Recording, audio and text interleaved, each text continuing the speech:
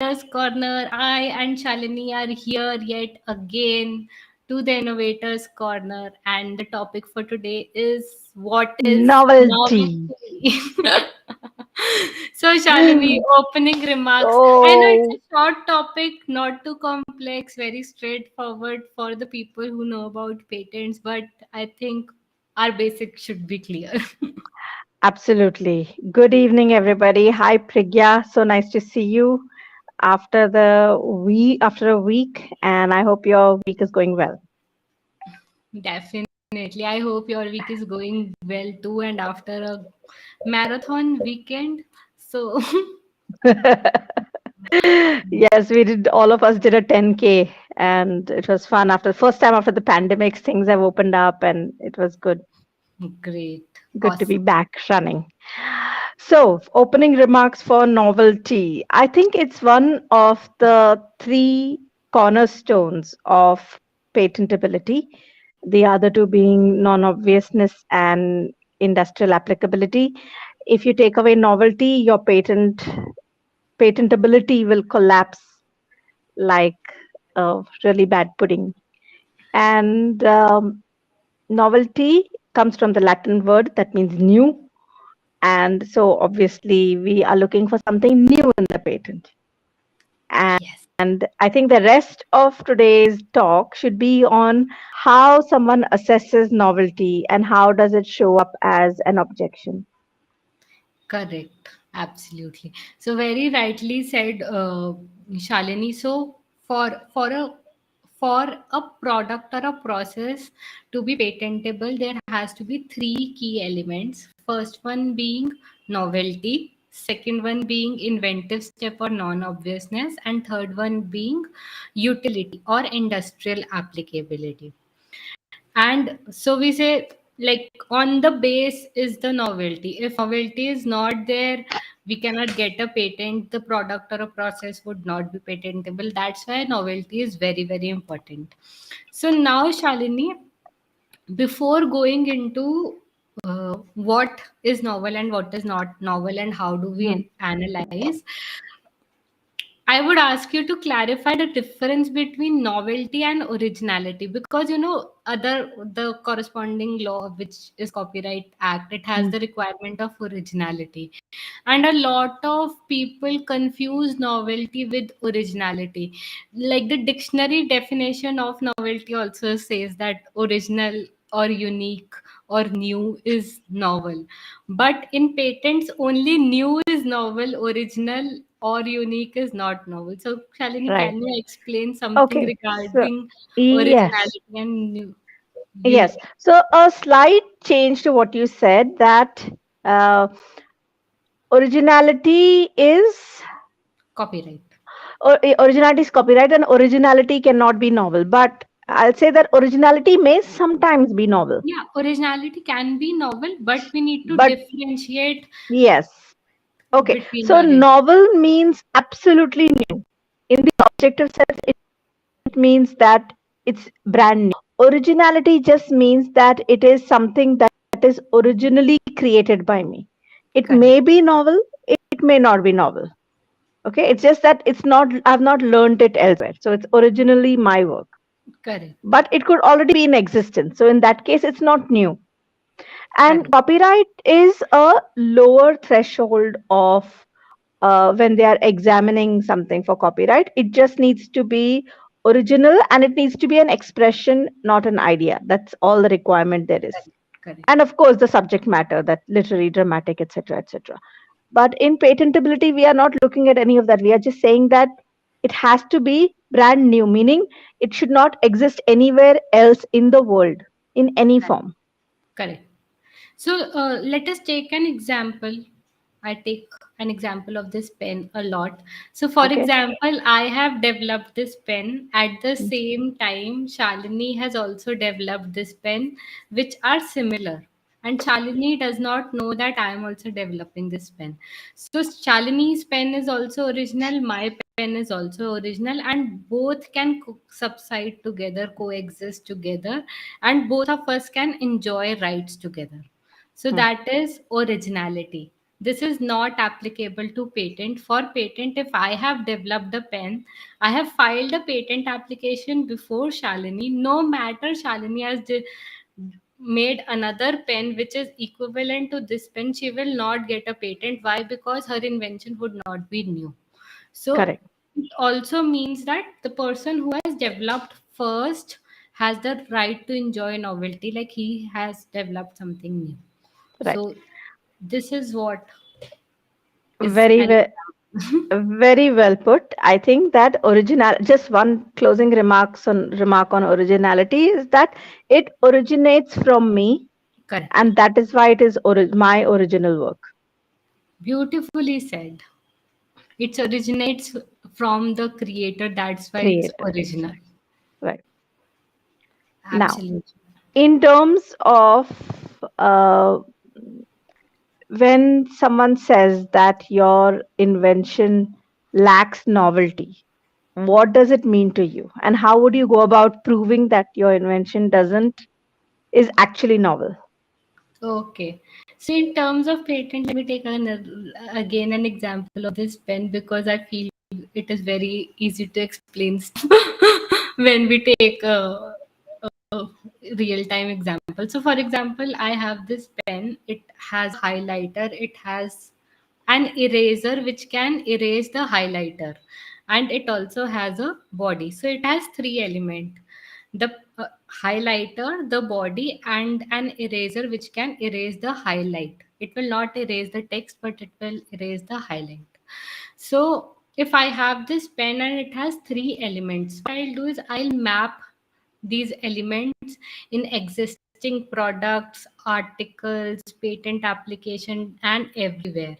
If I do not find exactly same thing anywhere, not in a product, not in a publication, not in a video, not in a patent publication, not in a research paper, exactly same thing, a, a physical component with these three elements, if I do not find it anywhere, it is novel.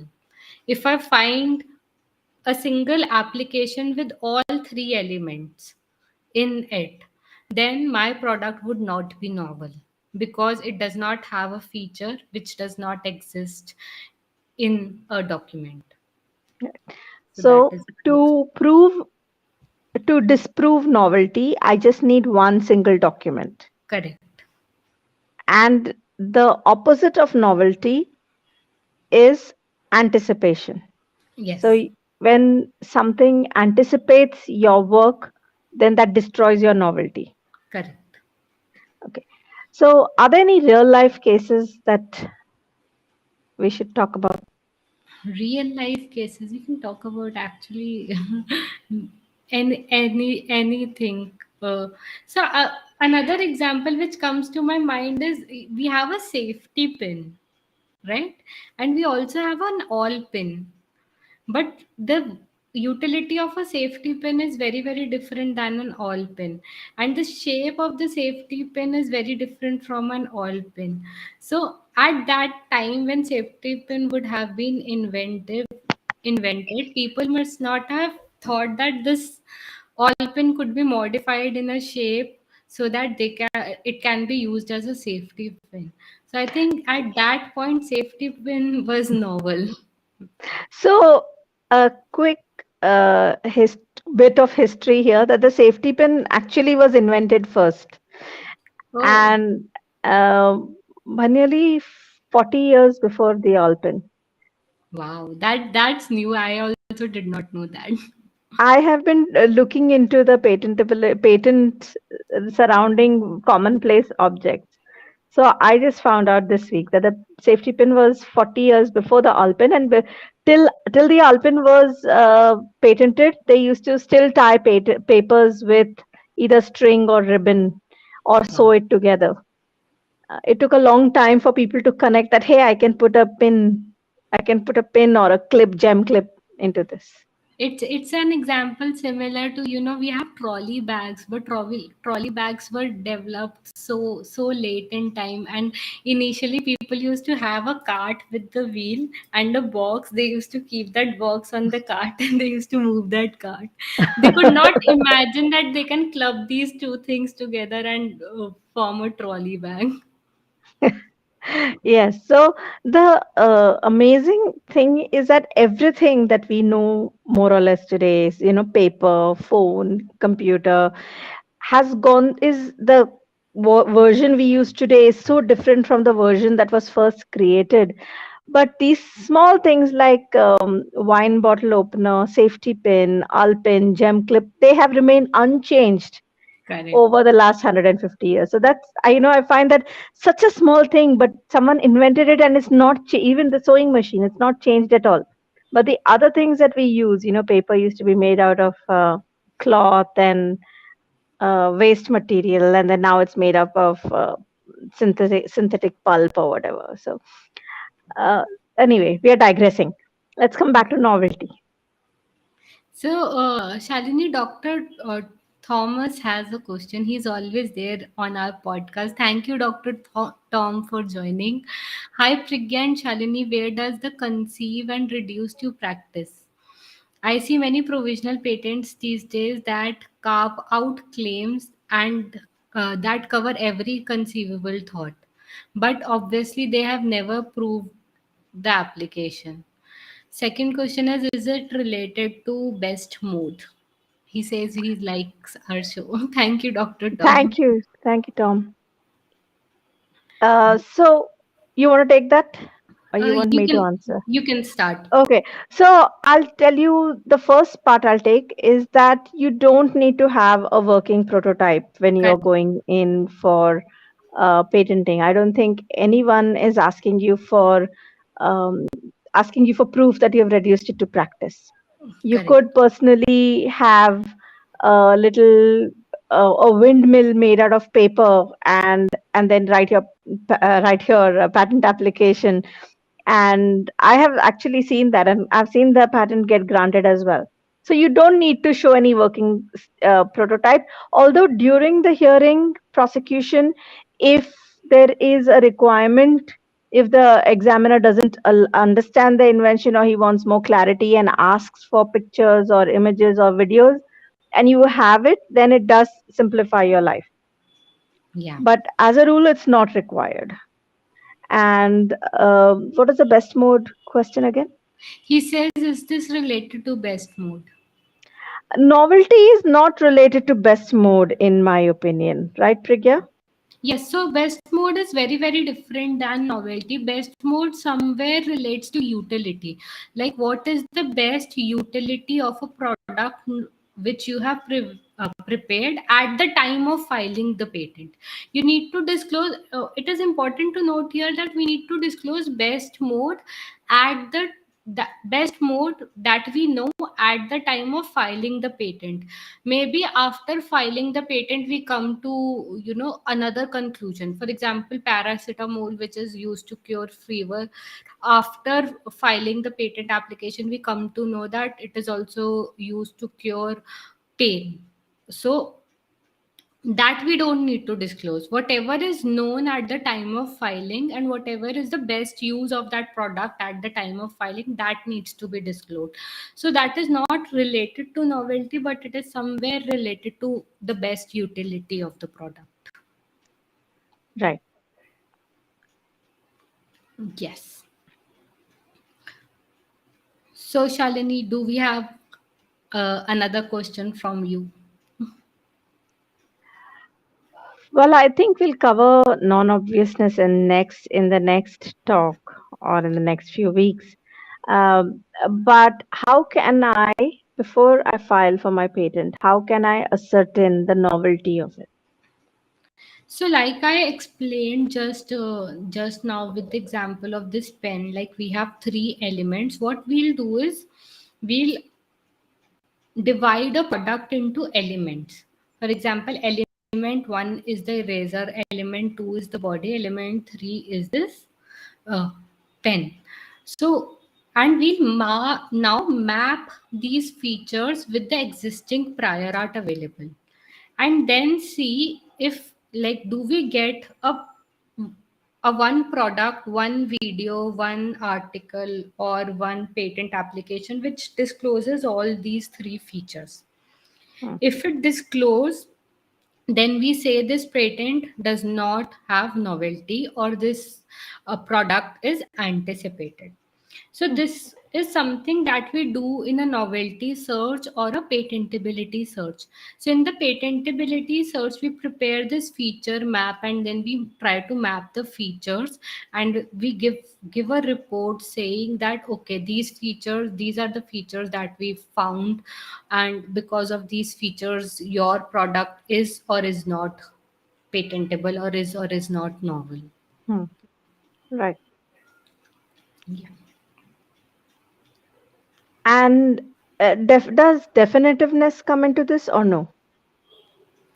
Definitiveness, that's a tricky one, but I don't think, I think definitiveness still comes with the written description requirement. Like the Hmm. like the invention should not be arbitrary, the invention should be definite, it should be clear and succinct. But while analyzing novelty we do not do that. But I would suggest, like, if as a patent attorney, I know that there is some ambiguity in the patent application after reading it, I should first take care of definitiveness and ask the Right. clients to define the technology in a better manner, so that we can take care of that while drafting the application. So I think if it is known to the patent attorney or the lawyer or whoever is handling that patent application, if it is known to them, they should always discuss the case of definitiveness. Absolutely. And one thing before we go is that I find that inventors uh, destroy their own novelty Yeah. more often than not. Shalini can So, give us the examples also. How? so in terms of taking it out to a trade show before you have filed for a patent, Yeah, or publishing it before you're filed for a patent, and that kind of, you are becoming your own prior art, correct. and that's really unfortunate, because if you're becoming your own prior art and your patent application is being invalidated by the very same subject matter. So, a word of caution is, if you are planning on releasing it to the public, in planning on publishing it or taking it live on any kind of social media or trade show, exhibition, whatever, and you think it has the um, Potential. potential to be a standalone patent application, first file, then publish. Yeah. First file a patent application, then publish it anywhere, wherever you want. Disclose it to your friends, disclose it to everyone that you have filed a patent application. I have to keep going back to this one. It was a turning point in my life, where when I went to the US to study, I'd gone there for higher studies in biophysics. And the day I chose a lab, the first lab, as soon as I landed in the country and I entered a lab. It was a chemistry lab, because biophysics was this cross-disciplinary subject. So I went to a chemistry lab, and I entered in, and the professor was very upset in the first week. And turns out he had disclosed his invention to a friend, and the friend got it published in his own name in a reputed science journal. And my professor was very, very upset, and that was my first brush with novel. No, I didn't know it at the time that was novelty, but it was my first brush with patenting and publishing. And then I started looking up what patenting means, what are the qualifications, and I realized I qualify with my science degree to be a patent attorney, and so on. So that was a turning point in my life, and that uh, incident is still very fresh in my mind, even though it's Wow. ages ago. So, yes, do not disclose to your friends, no matter how close you are. Uh, I- and it is not a reflection of your friendship, it's just that you'd never know when something can be used in whose favor. And it is said, like for patent, it is a very famous saying that to patent is to protect and to publish is to perish. So I think To, people should to okay, to publish is to vary, but in science, in scientific world, it is publish or perish. yeah. So you got to be clear which side of the fence you're on. You can either be this side or you can be that side. Yeah, I would suggest go and protect your technology. Yeah, first protect and then publish or Publish. perish. Yeah. So And then you can have Shalini, best of both the worlds. yes, absolutely. For the best of both the first file the patent application, then publish it wherever you want to. Yeah. So So, Prigya, Shalini, yeah. closing remarks. Closing remark, go and file patent application before disclosing it to anyone around you. If you have something, some technology that you feel could be novel, you should always go ahead and file the patent application, but do a patentability search before it. I have one closing remark to add to it. Yes. That novelty can be found in the most unexpected of places. So don't discount any medium. It can be Correct. a comic book, it can be a TV show, it can be a journal article, textbook, or another patent. Yeah. So keep your eyes and ears open. Absolutely. So thank you, Shalini. Thank you, Dr. Tom, and everyone for joining our LinkedIn Lives every week. We are grateful to you and see you next week at 7:30 p.m. on Tuesday. Thank you. Thank you, everyone. See you on Tuesday.